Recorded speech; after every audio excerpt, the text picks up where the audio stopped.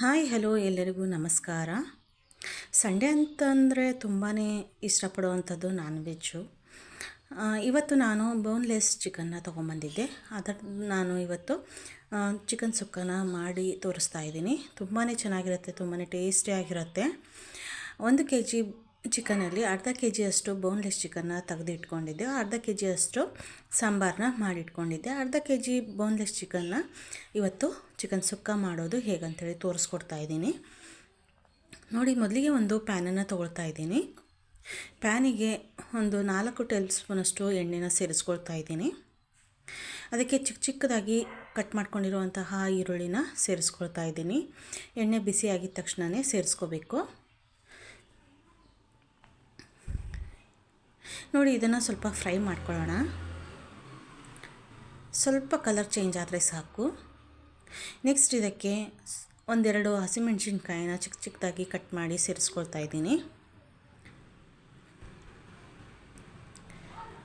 ಇದನ್ನು ಕೂಡ ಚೆನ್ನಾಗಿ ಫ್ರೈ ಮಾಡಿಕೊಂಡು 1 ಟೇಬಲ್ ಸ್ಪೂನ್ ಆಗುವಷ್ಟು ಶುಂಠಿ ಬೆಳ್ಳುಳ್ಳಿ ಪೇಸ್ಟನ್ನ ಸೇರಿಸ್ಕೊಳ್ತಾ ಇದ್ದೀನಿ.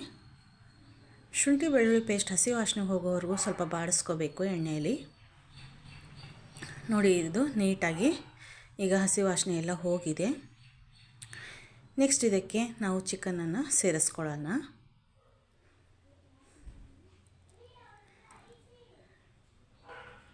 ನೋಡಿ, ಅರ್ಧ ಕೆ ಜಿ ಆಗುವಷ್ಟು ಚಿಕನ್ನ ಸೇರಿಸ್ಕೊಳ್ತಾ ಇದ್ದೀನಿ.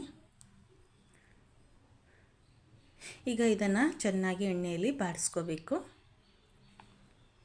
ಮೊದಲಿಗೆ ಯಾವುದೇ ಐಟಮ್ ಇದಕ್ಕೆ ಸೇರಿಸ್ಕೊಳ್ಳಬೇಡಿ. ಇದು ಹಾಗೆ ಇದನ್ನು ಸ್ವಲ್ಪ ನೀರು ಬಿಡೋವರೆಗೂ ಇದನ್ನು ಚೆನ್ನಾಗಿ ಬೇಯಿಸ್ಕೊಳ್ಳೋಣ. ಶುಂಠಿ ಬೆಳ್ಳುಳ್ಳಿ ಫ್ಲೇವರು ತುಂಬಾ ಚೆನ್ನಾಗಿ ಇರುತ್ತೆ.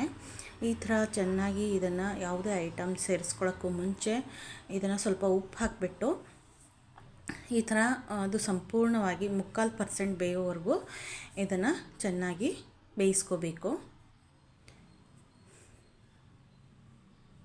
ನೋಡಿ. ಈಗ ಇಷ್ಟೆಲ್ಲ ನೀರು ಬಿಟ್ಕೊಂಡಿದೆ. ಹಾಗೆ ಇದು ಸಂಪೂರ್ಣವಾಗಿ ಒಂದು 3/4% ಬೆಂದಿದೆ, ಅಂದರೆ ಒಂದು 80% ಇದು ಸಂಪೂರ್ಣವಾಗಿ ಬೆಂದಿದೆ.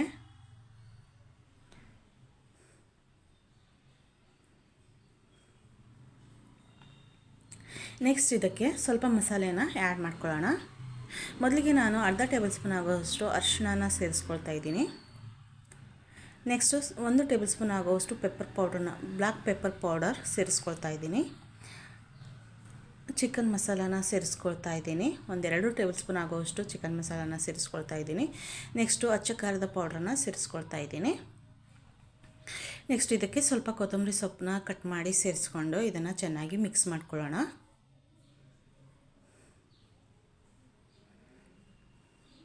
ಇಷ್ಟು ಐಟಮ್ನ ಸೇರಿಸ್ಬಿಟ್ಟು ನಾವು ಇದನ್ನು ಚೆನ್ನಾಗಿ ಮಿಕ್ಸ್ ಮಾಡಿಕೊಂಡ್ರೆ ತುಂಬಾ ಅದ್ಭುತವಾಗಿರುವಂತಹ ಚಿಕನ್ ಸುಕ್ಕ ರೆಡಿ ಆಗುತ್ತೆ. ಇದಕ್ಕೆ ನಾನು ಒಂದು ಟೊಮೊಟೊನ, ದೊಡ್ಡ ಗಾತ್ರದ ಟೊಮೊಟೊನ ಒಂದು ಚಿಕ್ಕ ಮಿಕ್ಸಿ ಜಾರಲ್ಲಿ ಸ್ವಲ್ಪ ತರ್ತರಿಯಾಗಿ ರುಬ್ಕೊಂಡು ಹಾಕ್ಕೊಳ್ತಾ ಇದ್ದೀನಿ. ಇದು ಚೆನ್ನಾಗಿ ಮಸಾಲೆ ಅಂಟ್ಕೋಬೇಕಲ್ಲ, ಹಾಗಾಗಿ ಅದಕ್ಕೆ ಸ್ವಲ್ಪ ನೀರನ್ನು ಸೇರಿಸ್ಬಿಟ್ಟು ಈ ಥರ ಬಾಡಿಸ್ಕೊಳ್ತಾ ಇದ್ದೀನಿ. ಇದು ಸ್ವಲ್ಪ ಡ್ರೈ ಆಗೋವರೆಗೂ ನಾವು ಚೆನ್ನಾಗಿ ಬಾಡಿಸ್ಕೋಬೇಕು ನೋಡಿ. ಈಗ ಸ್ವಲ್ಪ ಡ್ರೈ ಆಗಿದೆ. ಇಷ್ಟು ಡ್ರೈ ಆದರೆ ಸಾಕು, ನಮಗೆ ಚಿಕನ್ ಸುಕ್ಕ ರೆಡಿ ಆಗಿಬಿಡುತ್ತೆ. ಇದನ್ನು ಸ್ವಲ್ಪ ಲಿಡ್ನ ಕ್ಲೋಸ್ ಮಾಡಿಬಿಟ್ಟು 1-2 ನಿಮಿಷ ಬೇಯಿಸ್ಕೊಂಡ್ರೆ ಸಾಕು, ನಮಗೆ ಚಿಕನ್ ಸುಕ್ಕ ರೆಡಿ ಆದ ಹಾಗೆಯೇ ನೋಡಿ. ಎಷ್ಟು ಅದ್ಭುತವಾಗಿರುವಂತಹ ಚಿಕನ್ ಸುಕ್ಕ ರೆಡಿಯಾಗಿದೆ. ಈಗ ಇದು ಆರಿದ ಮೇಲೆ ತುಂಬಾ ಡ್ರೈ ಆಗಿಬಿಡುತ್ತೆ.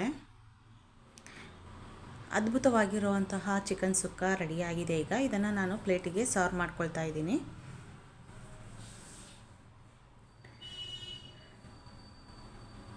ನೋಡಿ, ಒಂದು ಪ್ಲೇಟಿಗೆ ಸರ್ವ್ ಮಾಡಿಕೊಂಡಾಗ ಎಷ್ಟು ಡ್ರೈ ಆಗಿದೆ ಅಂಥೇಳಿ.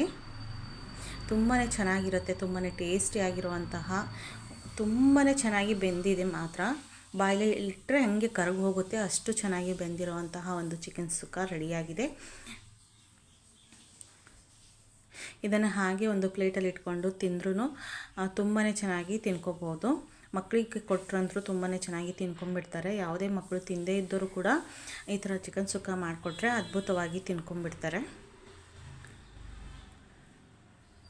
ಈಸಿಯಾಗಿ 10 ನಿಮಿಷದಲ್ಲಿ ಮಾಡ್ಕೋಬೋದಾದಂತಹ ಚಿಕನ್ ಸುಕ್ಕ ರೆಡಿಯಾಗಿದೆ.